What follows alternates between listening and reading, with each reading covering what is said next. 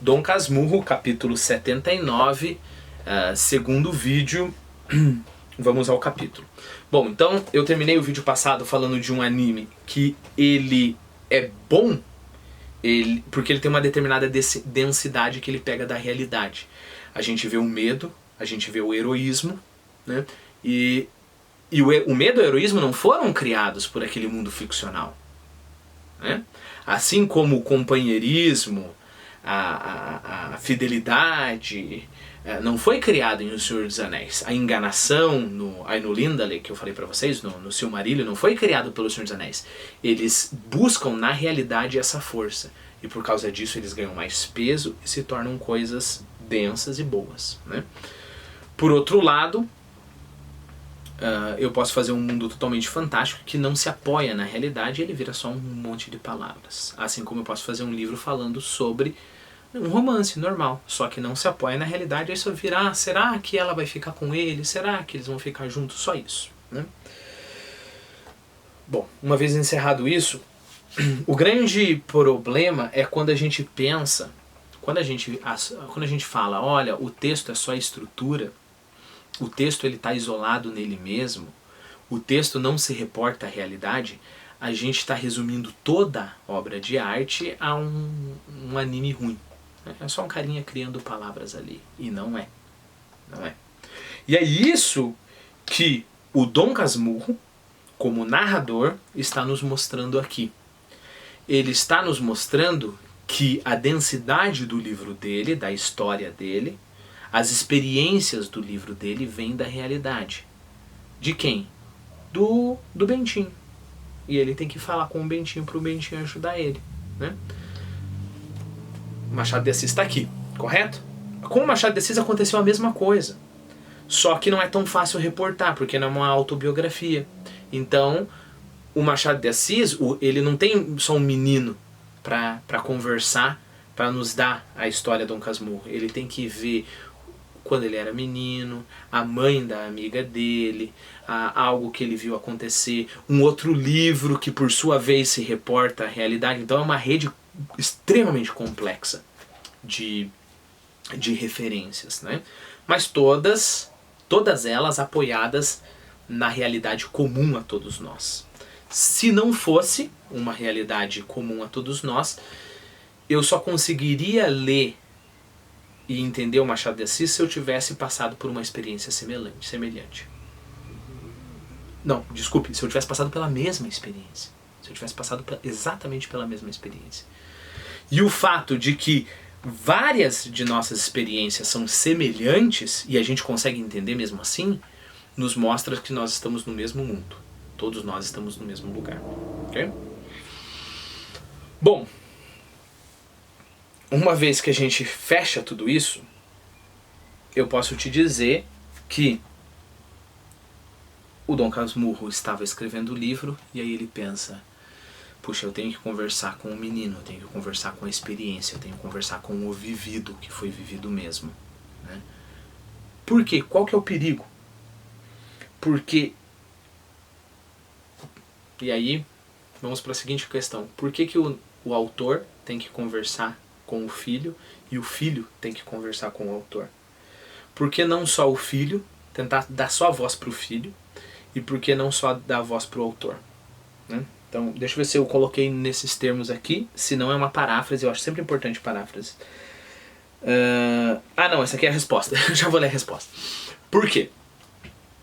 Bom, a gente já viu que se eu dar a palavra só ao narrador, só ao autor, aí eu posso criar o que eu quiser. Eu crio um mundo de fantasia e aí eu nem sei se isso é verossímil ou não. Eu nem sei se isso está apoiado na realidade ou não. E aí pode ser qualquer historinha, né? Aí eu crio um romance e tô só me importando com o suspense do romance, etc. Porque eu só estou fazendo uma estrutura. Só estou fazendo uma estrutura. É assim que eu quero colocar isso. Esse só é bem pejorativo, né? Só uma estrutura. Só isso. Só um joguinho de palavras, só um monte de frases. Isso seria se eu desse voz só ao autor.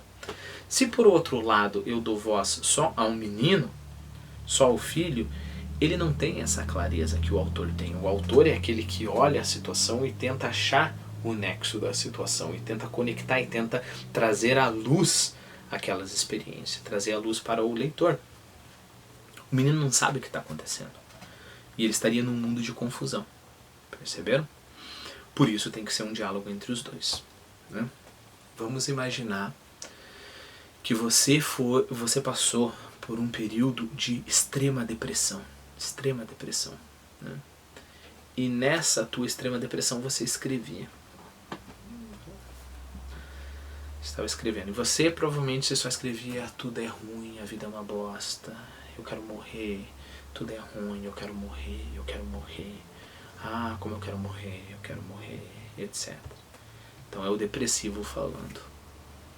Esse depressivo, ele tem a vantagem, digamos assim, para o conhecimento, para o saber, que ele estava dentro da depressão.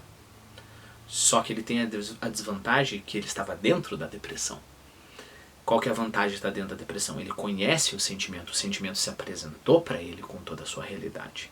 Qual que é a desvantagem? Ele tende a não conseguir olhar o sentimento de outras perspectivas, porque ele está preso dentro do sentimento.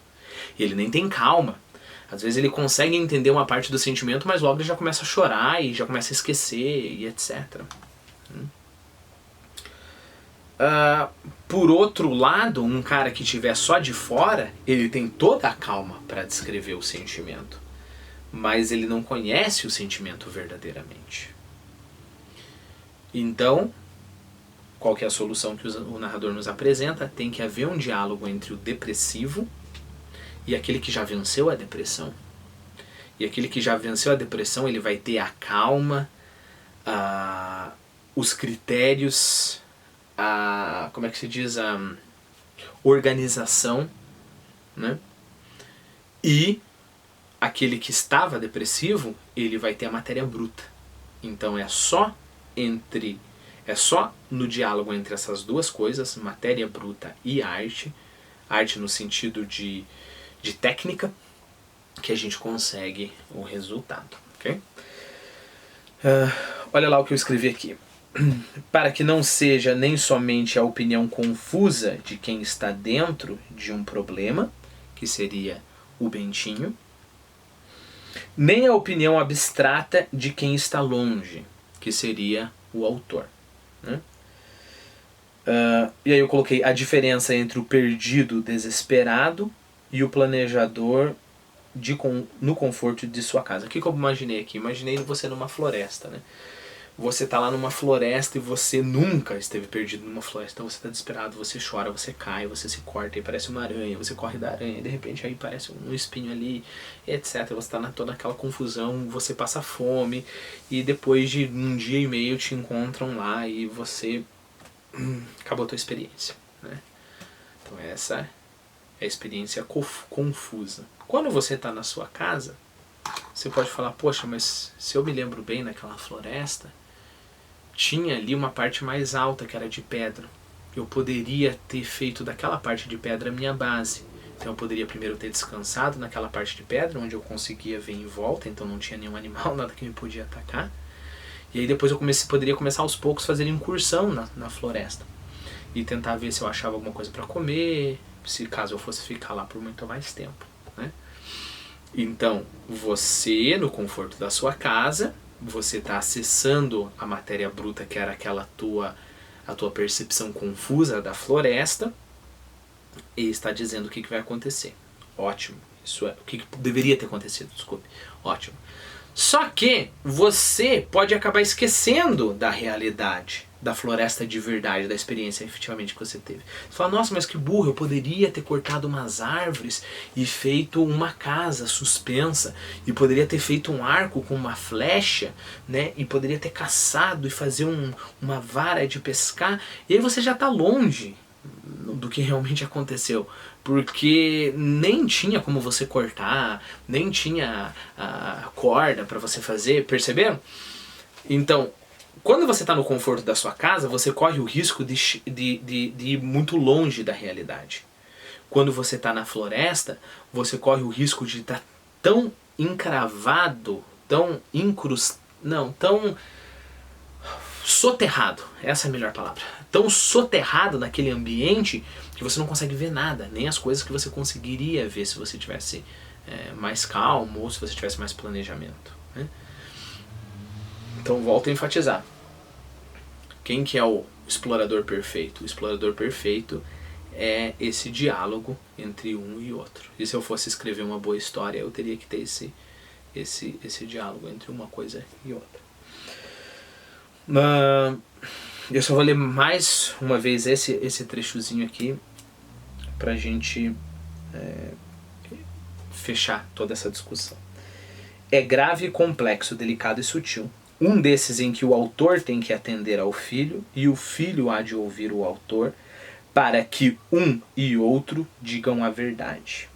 Só a verdade, mas toda a verdade. Cabe ainda notar que esse ponto é que torna justamente santo e adorável, sem prejuízo, etc, etc.